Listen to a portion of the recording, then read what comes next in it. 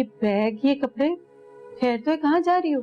खाला मैंने सोचा था कि इद्दत पूरी होते ही अब्बू के अपार्टमेंट पे चले जाऊंगी, इसीलिए सामान पैक कर रही हूँ। मैं जानता हूँ कि तुम्हारे लिए बहुत मुश्किल वक्त है और मैं हमेशा की तरह आज भी तुम्हारे साथ खड़ा हूँ। और मैं तुम्हें यकीन दिलाता हूँ कि जिंदगी में कभी कोई तकलीफ तुम तक पहुंचने नहीं दूंगा। अरे दानिया, तुम? कॉफी बना रही हूँ, तुम्हारे लिए बनाऊं? नहीं, मुझे इसकी जरूरत नहीं, मैं तो बस वैसे ही आ गई थी।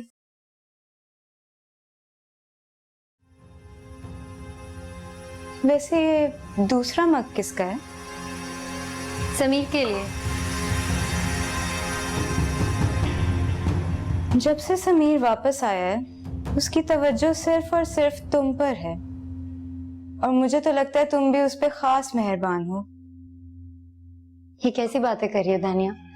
मैं अपने लिए कॉफी बनाने लगी थी तो समीर ने कहा मेरे लिए भी बना दो, इसमें मेहरबानी की क्या बात? उसे आए हुए अभी चंद घंटे हुए हैं, लेकिन अब समीर वापस जाने वाला नहीं और ना तुम कहीं जा रही हो, तो फिर तो खूब जमेगी जब मिल बैठेंगे दो दीवाने। दानिया, ये कैसी बातें कर रही हो? रामीन, मैं हमेशा सच बात कहती हूँ, कड़वी जरूर होती है लेकिन 100% ठीक। कितनी मुश्किल से साइम और समीर इस मकाम तक पहुंचे हैं। आज उनके पास सब कुछ है। बहुत जल्द मेरी भी रुखसती हो जाएगी और मैं इस घर में आ जाऊंगी। रही बात साइम की, तो तुम्हारी मौजूदगी में वो शादी करने का सोच भी नहीं सकता, और जैसा वो सोच रहा है मामी जान वैसा होने नहीं देंगी। वैसे हैरत है, पता नहीं ऐसी क्या बात है कि तुम जहां भी जाती हो नहुसत और उदासी का साया तुम्हारे साथ साथ जाता है।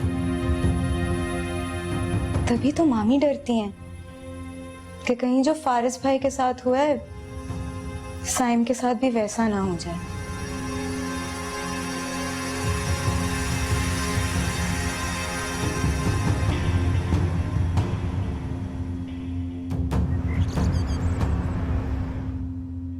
अम्मी, इस तरफ भी थोड़ा सा लगा तो रही हूँ बेटा, पूरा तेल तुम्हारे सर में उंडेल दूं। हर बार गुस्सा क्यों करती रहती हैं? खुश रहा करें भाई मेरी तरह। मैं गुस्सा नहीं करती हूँ बेटा, तुम्हें टोकती रहती हूँ। मैं तो बहुत खुशकिस्मत हूँ तुम जैसी बेटी पाकर। बदनसीब है वो इंसान जिसने तुम्हें ठुकरा दिया। अगर आज वो हमारे साथ होता ना, उसका सर भी फख्र से बुलंद होता। आपको उनका जिक्र करना जरूरी होता है? अच्छे खासे मूड का सत्यानाश कर दिया। आपको मुझ पर फख्र है ना, मेरे लिए बस वही काफी। बेटा, इतना लंबा अरसा गुजर गया, तुम्हारे बाप ने हमसे राब्ता करने की कोशिश नहीं की, लेकिन अब तुम्हारी शादी की उम्र है। जब तुम्हारा रिश्ता तय होगा तब तो मैं उन्हें बताना होगा ना, और निकाह के वक्त ना बाप का होना बहुत जरूरी है। क्यों अम्मी, क्या यतीम लड़कियों की शादी नहीं होती? या जिनके बाप उनको छोड़कर चले जाते हैं, क्या वो पूरी जिंदगी कवारी रहती हैं? जिस शख्स ने 1 साल की उम्र में मुझे अपनी जिंदगी से निकाल कर फेंक दिया, आपको क्या लगता है मैं अपनी जिंदगी की इतनी बड़ी खुशी में उसे शामिल करूंगी? ऐसा हरगिज नहीं होगा। बेटा, वो तुम्हारा बाप है, उसका हक है तुम पर। हक सिर्फ बाप का होता है, क्या बेटी का कोई हक नहीं होता? और अभी आप मेरे सर पर तेल लगा दे भाई। ना अभी मेरी शादी हो रही है, ना हमारा उनसे सामना। जब कुछ होना होगा ना, तब की तब देख लेंगे।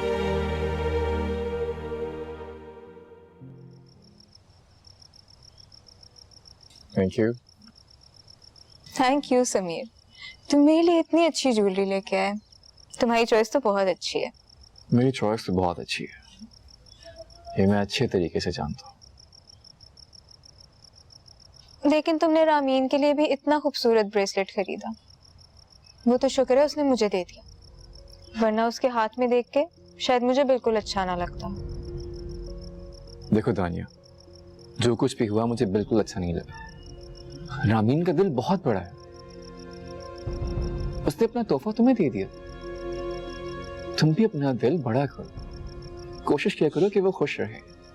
रामीन ने बहुत दर्द उठाया, अगर हमारी छोटी छोटी बातों से उसे खुशी मिलती है तो हमारा क्या नुकसान? प्लीज ख्याल किया। मैं तो ख्याल रखती हूँ, अक्सर उसे मिलने भी आ जाती हूँ, लेकिन मुझे ये बात बिल्कुल पसंद नहीं कि तुम उसकी मौजूदगी में मुझे इग्नोर करो। मैं तुम्हें इग्नोर करता हूँ? ये भला कैसे मुमकिन है? रामीन की मेरी जिंदगी में अलग जगह है। अब तुम्हें इस बात का फर्क पता होना चाहिए। तुम मेरी बीवी हो, हमारा निकाह हो चुका है, फिर भला मैं तुम्हें इग्नोर कैसे कर सकता हूँ? ठीक है, मान लिया, लेकिन आइंदा ये गलती कभी नहीं होनी चाहिए। मेरी जगह किसी और को ना मिले। आखिर मैं रामीन को कुछ वक्त दे देता हूँ या उससे प्यार से बात कर लेता हूँ। प्लीज इस बात का बुरा मत मनाया करो। अच्छा, हम रामीन को छोड़कर कोई और बात कर सकते हैं? क्यों नहीं? तुम ये बताओ कि तुमने जिंदगी में पहली बार ग्रीन टी कब बनाई थी?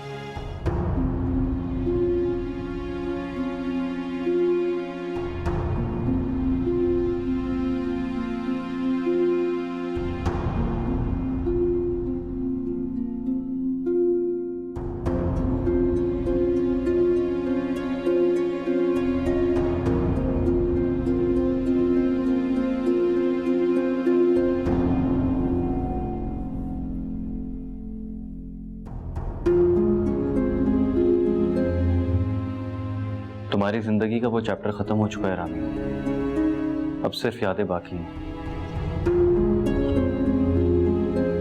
कुछ अच्छी, कुछ बुरी, कुछ तल्ख। अगर उन यादों को अपनी जिंदगी जीने का सहारा मत बनाओ, नई जिंदगी की शुरुआत करो, नए जज्बे, नई खुशियों के साथ, जहां हम सब तुम्हारे साथ हैं रामी।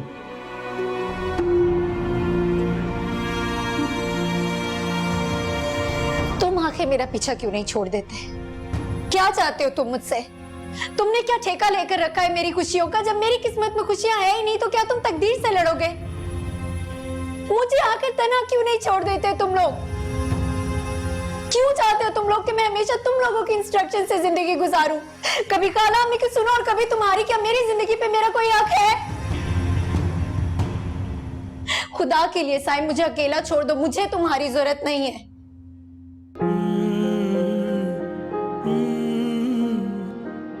देखो रामी, साईं प्लीज, मेरे करीब आने की जरूरत नहीं। मैंने कहा मुझे अकेला छोड़ दो तो अकेला छोड़ दो। तेरी मोहब्बतें तेरे बाद भी मेरे हमनशी मेरे साथ हैं, तेरी ख्वाहिशें तेरी याद है अभी मेहरबान, मेरे दिल नशी मेरे राज़दां, मेरा इश्क रहने दे राज में, ना बता पिया तू हकीकतें, दिल नादां बता देना करे कैसे दवाए इश्क। भाभी, अब तो खैर से समीर वापस आ गया तुर्की से और रामीन की इद्दत भी खत्म हो गई है, तो आपने अब रुखसती के बारे में क्या सोचा है? अरे फरीदा, मैं खुद सलमान से तानिया की रुखसती के बारे में बात कर रही थी।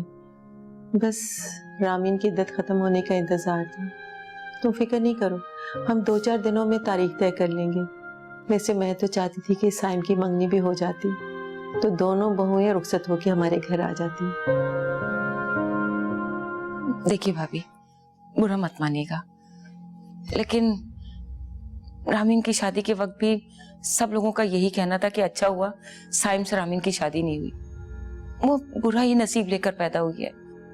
आपने देखा नहीं कि फारिस का क्या हाल हुआ, उसके घर वालों का क्या हाल हुआ? देखो फरीदा, ये तो किस्मत की बात है और किस्मत को भला कौन बदल सकता है। ये तो तुम भी नहीं जानती कि आने वाला वक्त तुम्हारे लिए या मेरे लिए कैसा होगा। भाभी, किस्मत ही सब कुछ नहीं होती। क्या खुदा ने हमें अकल नहीं दी? और फिर हमारे साइम के लिए क्या लड़कियों की कमी है जो एक बेवा ही रह गई उसके लिए? नहीं भाभी, आप उसके लिए बहुत अच्छी सी लड़की ढूंढें। क्यों उस बुरे नसीबों वाली का साया डाल रही हैं अपने साइम पर? सोच तो रही थी मैं, लेकिन लगता है कि अपना इरादा बदलना पड़ेगा। मुझे तो अलीज़े बहुत पसंद है। अगर साइम हाँ कर दे तो दानिया के साथ साथ अलीज़े को भी रुखसत करा के घर ले आऊंगी। बिल्कुल सही सोच रही हैं आप। और इस बात का एहसास तो रामीन को भी होगा ना कि पहले वाली रामीन और अब वाली रामीन में बहुत फर्क है। अब वो फारिस की बेवा है।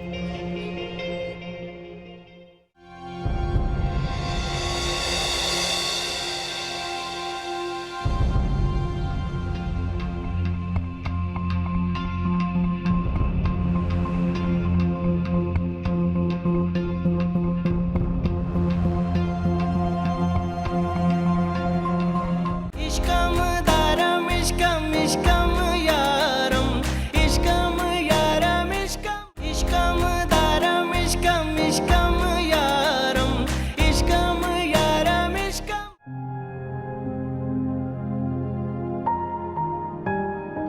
खाला मैं कुछ मदद करवा दूं आपकी? अरे नहीं बेटा, सब काम हो गए। तुम जाओ आराम करो। ठीक है, अगर कुछ काम हो तो मुझे आवाज देते चलें। हाँ क्यों नहीं, तुम्हें ही बुलाऊंगी, और किसे बुलाना है।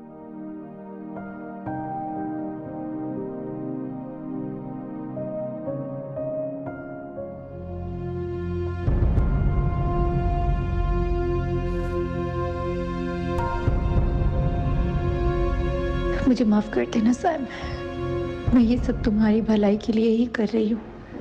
मैं जानती हूँ कि तुम्हारे दिल में आज भी मेरे लिए कितनी मोहब्बत है, लेकिन मैं तुम्हारी जिंदगी में वापस आकर तुम्हारी जिंदगी में आई हुई खुशियों को आग नहीं लगा सकती। इसीलिए मुझे तुमसे दूर रहना होगा, और तुम्हें खुद से दूर करने के लिए मुझे ये सब करना होगा साहब। मुझे माफ कर देना।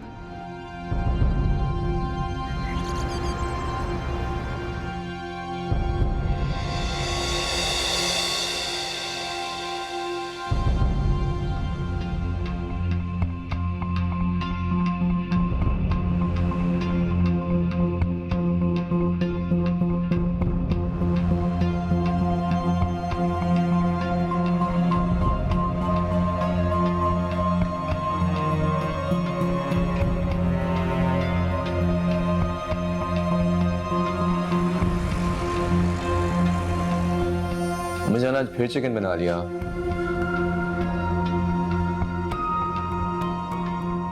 साइम, जरा रामीन को भी बुला लो खाने के लिए बेटा।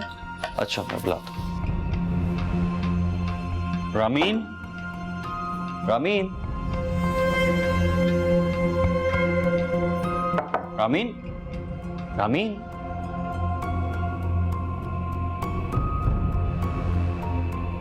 रामीन कहाँ चली गई? मम्मी, रामीन तो अपने कमरे में नहीं है। क्या? ये क्या कह रहे हो तुम? पता नहीं, मैंने तो और भी कमरों में देखा है। साइम क्या कह रहे हो तुम? यहीं कहीं होगी, देखो अंदर जाके। समीर तुम ऊपर जाके देखो। जी जाके देखो।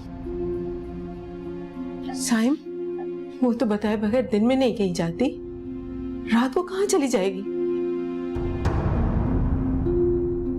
साइम वो कह रही थी कि अपने माँ बाप के फ्लैट में चली जाऊंगी मैं, कहीं वहां ना चली गई हो? पागल हो गई है वो, इस तरह बताए बगैर चली गई है। मुझे साथ ले जाती, समीर को साथ ले जाती। फोन करके पूछता हूँ मैं। अम्मीजान ऊपर तो नहीं है?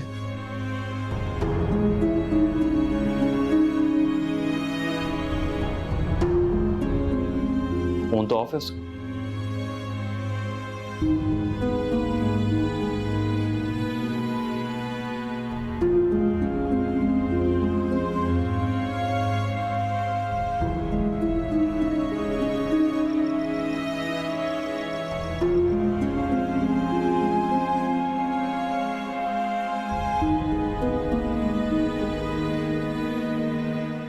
क्या हुआ?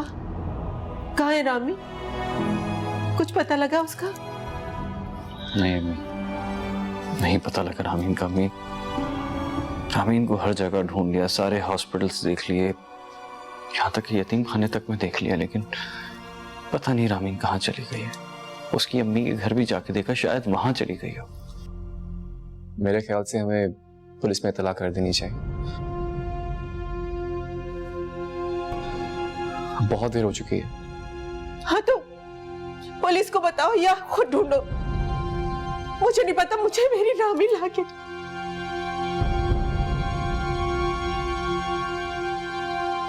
मिल जाएगी रामी, परेशान मत हो। इस तरह अचानक कैसे चली गई वो? वरना कुछ ना कुछ तो हुआ होगा भाभी, वरना रामीन तो बहुत समझदार लड़की है। कोई बात तो हुई होगी जो चली गई वो। फरीदा, मैं तो किचन में काम कर रही थी, मुझे तो पता ही नहीं चला। बस मुझसे पूछने आई है कि खाला अम्मी कोई काम हो तो बता दे। फिर खाने के वक्त जब साइम उसे बुलाने के लिए गया तो पता लगा कि रामीन घर से गायब है।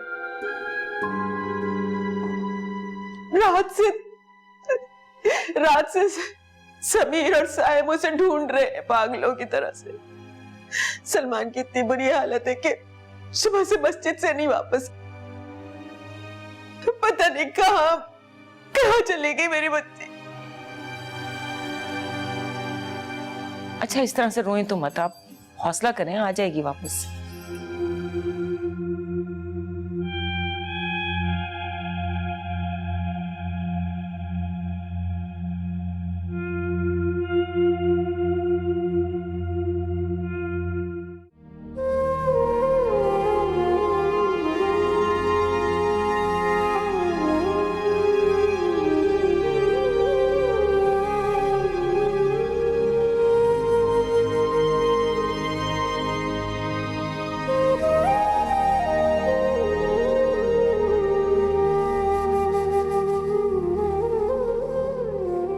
पता नहीं अम्मी, मुझे क्यों ऐसा लगता है कि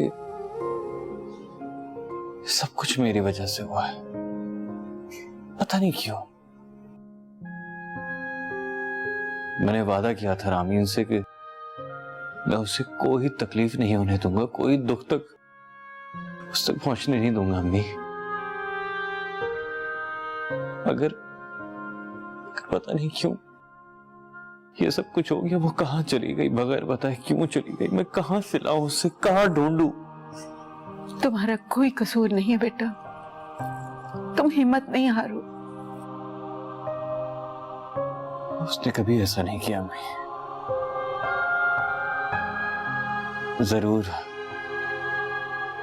जरूर इस बार कुछ तो गलत हुआ है अम्मी,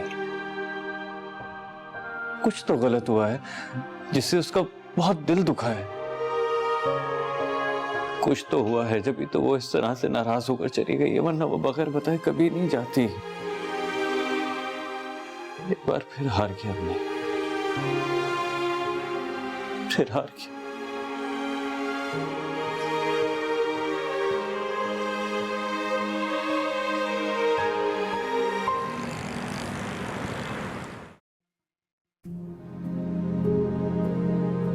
अस्सलाम वालेकुम आंटी जी।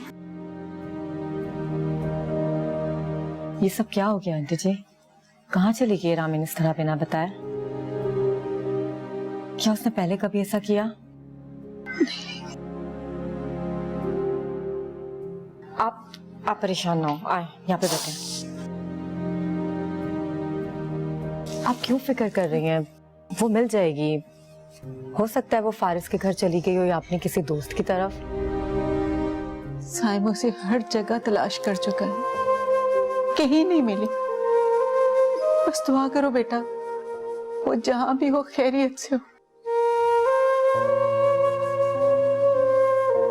आंटी साइम कहाँ है?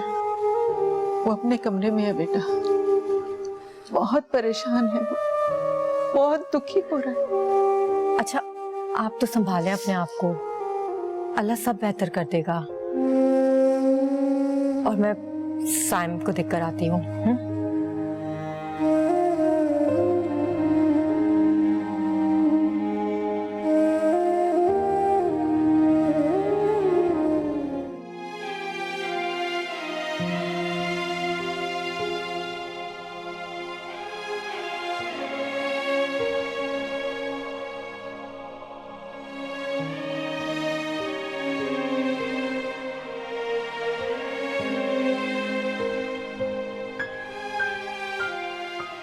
सायम,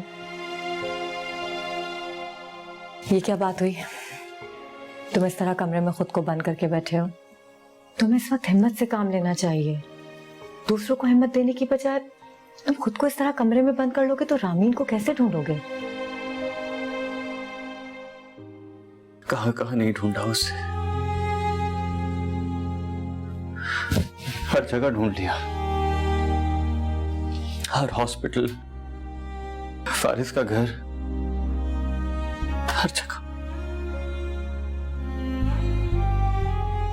यहां तक कि मुर्दा खाने भी जाकर देखकर आ गया मैं, कहीं नहीं मिली।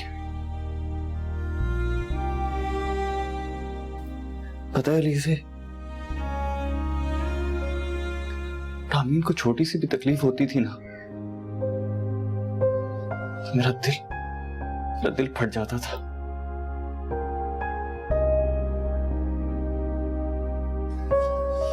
मैं जानती हूँ सायम, तुम इस वक्त बहुत परेशान हो, लेकिन इस वक्त तुम्हें बहुत हिम्मत से काम लेना होगा। इस तरह कमरे में बंद करके खुद को तुम्हें मिलेगा भी क्या? और शहर में सिर्फ हॉस्पिटल्स नहीं उसे ढूंढने के लिए, तुम उसे किसी यतीम खाने या फिर किसी गर्ल्स हॉस्टल में भी ढूंढो। अगर तुम कहो तो मैं भी तुम्हारे साथ चलती हूँ।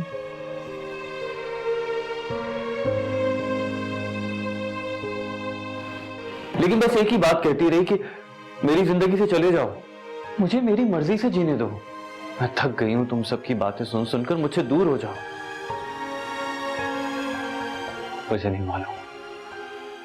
इश्कम दारम इश्कम इश्कम यारम इश्कम यारम इश्कम इश्कम दारम इश्कम इश्कम यारम इश्कम यारम इश्कम। पहले तो आप ये मुझे बताएं कि लड़की से आपका क्या रिश्ता है? वो हमारी खालाजाद बहन है। 5 साल की उम्र से अपने वालिदैन के इंतकाल के बाद वो हमारे साथ ही रहती थी। उसकी तस्वीर है कोई आपके पास? जी हाँ, ये रामीन।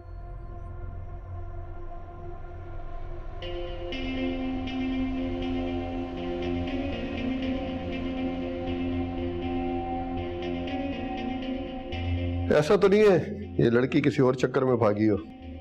क्या मतलब? देखे, वो आपकी खालाजाद बहन थी, और जब लड़कियां घर से भागती हैं या तो उनका किसी से चक्कर होता है या तो फिर किसी ने घर में ही चक्कर चलाया होता है। ये क्या बात कर रहे हैं आप? दिमाग तो ठीक है आपका? देखिए, हम रिपोर्ट लिखवाने आए हैं, प्लीज आप वो लिखिए। ये इस तरह के सवालात मत कीजिए।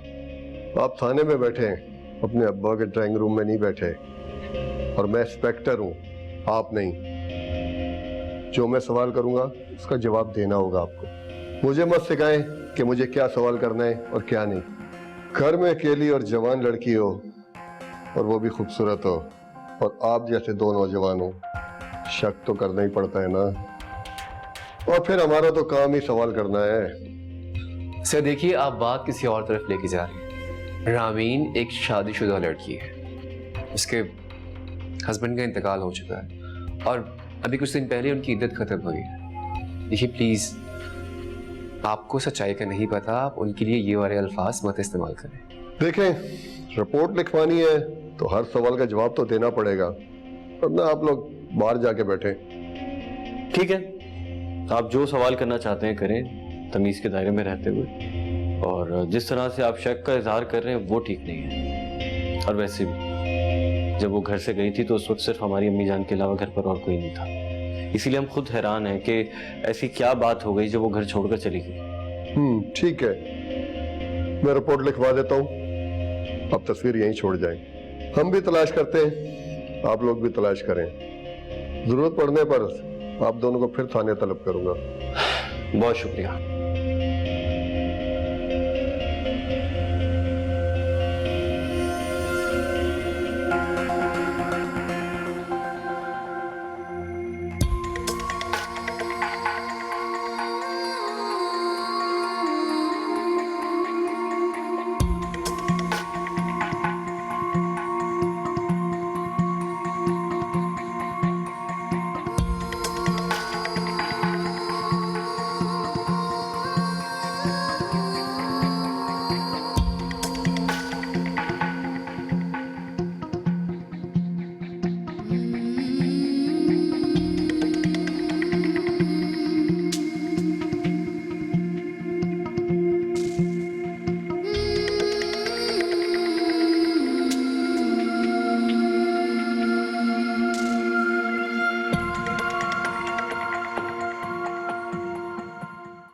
जी अस्सलाम वालेकुम।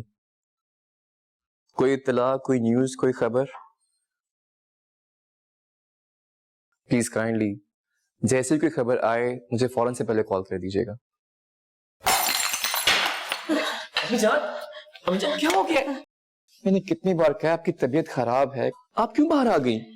कुछ चाहिए तो मुझे आवाज दे देती। मैं आपके लिए पानी लेकर आता हूँ।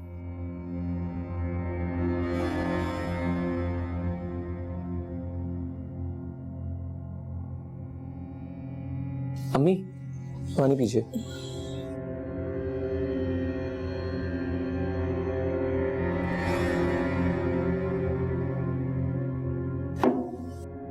अम्मी जान अगर आप इस तरह बीमार हो गई तो हमारा क्या होगा? पहले रामीन का दुख कम है क्या? जब आपकी तबीयत की फिक्र हमें मजीद कमजोर करने लग गई है। अपना ख्याल रखें, हम ढूंढ रहे हैं ना रामीन को, वो इंशाल्लाह मिल जाएगी। बस अब आप किचन में बिल्कुल नहीं जाएंगी, हम हैं ना, हम सब संभाल लेंगे। चले आपको रूम में छोड़ के आऊं ताकि आप रेस्ट करें। आइए। कुछ भी चाहिए आपको, आपने मुझे आवाज देनी है, ठीक है?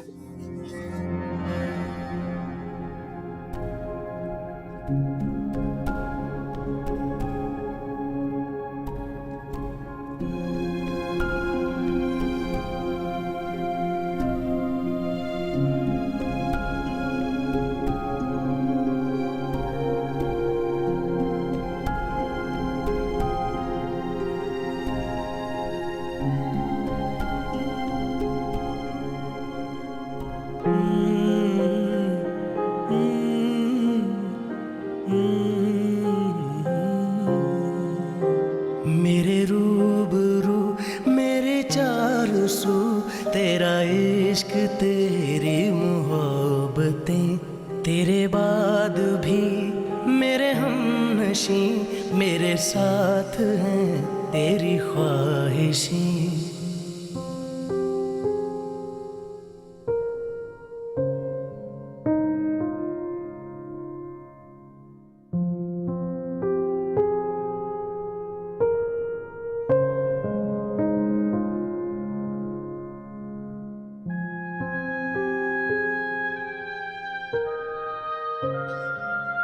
अरे दानिया, तो मैं तुम्हें मैसेज करने वाला था। हाँ, वो मैंने सोचा कि मामी जान तो बहुत परेशान है, पता नहीं उन्होंने कुछ खाने को बनाया होगा या नहीं, इसीलिए मैं ही कुछ खाने को ले आई। Thank you so much Tania, जो तुम हमारे लिए खाना ले आई। अम्मी की तबीयत शाम से बहुत खराब है, मैंने उन्हें सख्ती से मना किया कि वो किचन में नहीं आएंगी। खैर वो अपने रूम में आराम कर रहे हैं। क्या हुआ उन्हें? चलो मैं फिर उनका खाना रूम में ही ले जाती हूँ। ठीक है।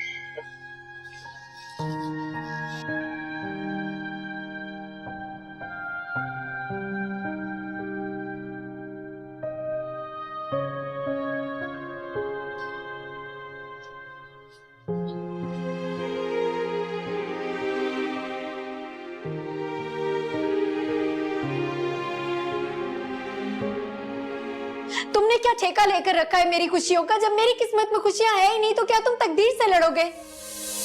मुझे आखिर तना क्यों नहीं छोड़ देते तुम लोग? क्यों चाहते हो तुम लोग कि मैं हमेशा तुम लोगों की इंस्ट्रक्शन से जिंदगी गुजारूं? कभी खाला अम्मी की सुनो और कभी तुम्हारी। क्या मेरी जिंदगी पे मेरा कोई हक है? खुदा के लिए साईं मुझे अकेला छोड़ दो, मुझे तुम्हारी जरूरत नहीं है।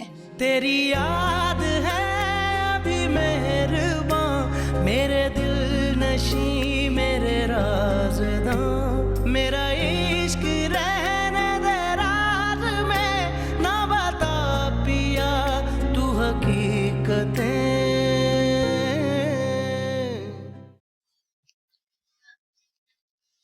मामी जान खाना। अरे बेटा, तुमने क्यों तकलीफ की है? मामी जान तकलीफ वाली क्या बात है? आपकी तबीयत इतनी खराब है और ऊपर से रामीन की टेंशन। मैं जानती थी आप लोगों ने खाना नहीं खाया होगा, इसीलिए मैं चली आई। बाकी सबको तो मैंने खाना दे दिया है, आपके लिए मैंने सोचा रूम में ही ले आऊं। चले मैं आपको खुद अपने हाथ से खाना खिलाती हूँ। दानिया बेटा, खुश रहो तुम, लेकिन मुझसे नहीं खाया जाएगा। जब तक मेरी रामीन नहीं आ जाती ना, मेरे यहाँ अलग से एक नवाला भी नहीं उतरेगा। मम्मी जान मैं समझ सकती हूँ, लेकिन आप इस तरह खाना नहीं खाएंगी तो देखिए आप पहले ही बीमार हैं, फिर आप और बीमार पड़ जाएंगी। चलिए आप थोड़ा सा खा लें मेरे हाथों से।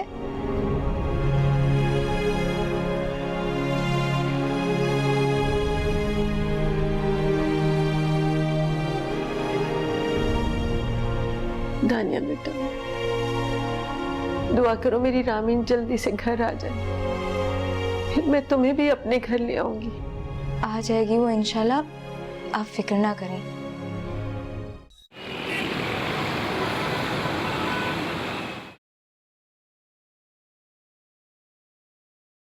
ये लो लीजिए बेटा तुम्हारी चाय। थैंक यू मम्मा।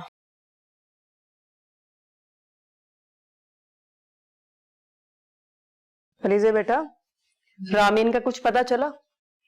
नहीं अम्मी, अभी तक तो नहीं। कल रात भी सैम से बात हुई थी, बता रहा था कि अभी तक ढूंढ रहे हैं। बहुत दुख हो रहा है ये जानकर अम्मी, न जाने कहाँ होगी, किस हाल में होगी। कितनी अजीब लड़की है ये रामीन, सारे घर को परेशान करके रखा हुआ है। शादी हुई तो उसके शौहर की बीमारी की वजह से सब परेशान, फिर घर आकर बैठ गई, फिर शौहर का इंतकाल हो गया, अब बिना बताए घर से बाहर चली गई। मुझे तो ये लड़की ना एबनॉर्मल लगती है। अम्मी, इन सारी परेशानियों की वजह रामीन नहीं, उसकी किस्मत है। और रामीन परेशान होगी तो जाहिर सी बात है उससे जुड़ा हर रिश्ता उसके लिए फिक्रमंद तो होगा ही। हाँ, ये बात थोड़ी सी अजीब है कि वो इस तरह बिना बताए घर से क्यों चली गई। मुझे तो ऐसा लगता है कि उसे किसी ने किडनैप कर लिया है। अगर उसे किसी ने किडनैप किया होता तो तावान के लिए फोन नहीं आता। वो लड़की नफसियाती है, खुद ही घर छोड़ के चली गई। क्या अम्मी, इस तरह हमें किसी के लिए बात नहीं करनी चाहिए। हमें किसी की मजबूरी का कुछ नहीं पता होता। अच्छा, अब मैं ऑफिस के लिए निकल रही हूँ, लेट हो गई हूँ वैसे भी। सैम भी आजकल नहीं आता, बहुत काम बढ़ गया है। चले, खुदा ख्याल रखें।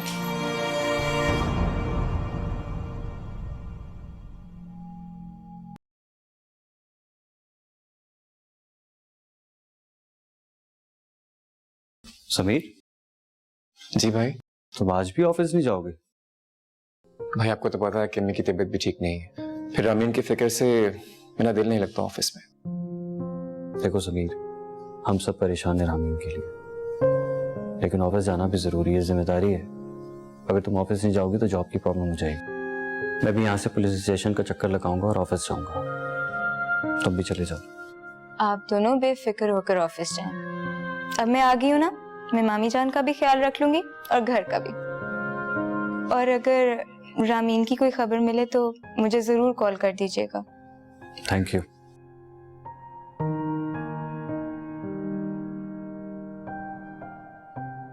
लाइए मुझे दे दें। Thank you so much Tania, तुम बहुत अच्छी हो। अगर तुम ना होती तो मेरी जिम्मेदारियां बहुत बढ़ जाती। Thank you so much. बस तुम परेशान ना हुआ करो समीर, अब तुम्हारी परेशानी मेरी परेशानी भी है, और मैं भी उतनी ही फिक्रमंद हूँ जितना कि तुम। अब बस तुम आराम से जाओ, रेडी हो और ऑफिस चले जाना। मैं यहाँ सब देख लूंगी। ये मैं मामी जान को दे आऊं? प्लीज।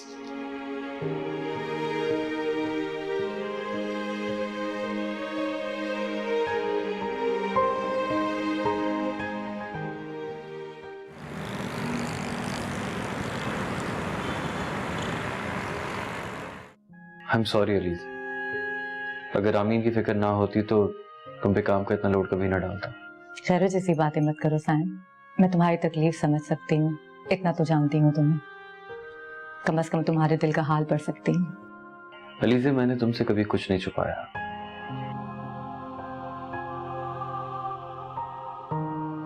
मैं और रामीन कजन होने के साथ साथ बहुत अच्छे दोस्त भी हैं, और इससे बढ़कर ये कि मैं और रामीन एक दूसरे को पसंद करते हैं बचपन से।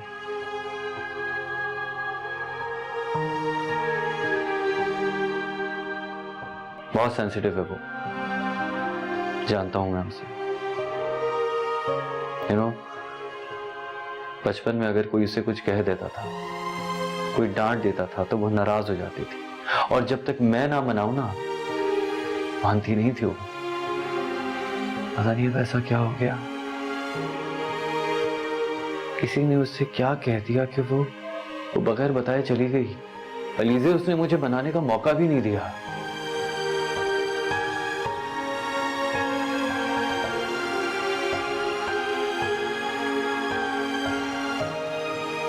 मैंने फिर खो दिया उसे, एक बार फिर। साइम, ये रिश्ता सिर्फ दोस्ती का नहीं था, तुम दोनों के दिल भी आपस में जुड़े थे। वो हर वक्त तुम्हारी खुशी चाहती थी और तुम हर वक्त उसे खुश देखना चाहते थे। शायद वो अपनी जिंदगी से तंग आ चुकी है, वो अपना दुख तुम्हें नहीं बताना चाहती थी, शायद इसीलिए बिना बताए चली गई। शायद तुम ठीक कह रही हो, उसने कभी मुझसे इस लहजे में बात ही नहीं की, जिस लहजे में उसने मुझसे उस दिन बात की थी। अलीज़े, मैं नहीं जानता कि वो किस बात पर मुझसे खफा थी, लेकिन बस एक ही बात कहती रही कि मेरी जिंदगी से चले जाओ, मुझे मेरी मर्जी से जीने दो। मैं थक गई हूं तुम सबकी बातें सुन सुनकर, मुझसे दूर हो जाओ। मुझे नहीं मालूम उसने मुझसे ये सब क्यों कहा।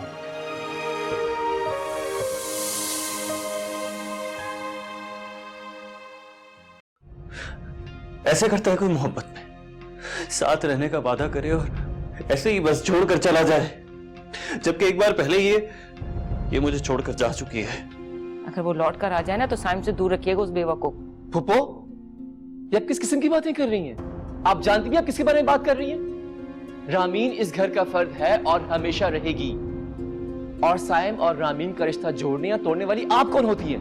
देखिए, अभी हमें थोड़ी देर पहले एक डेड बॉडी मिली है।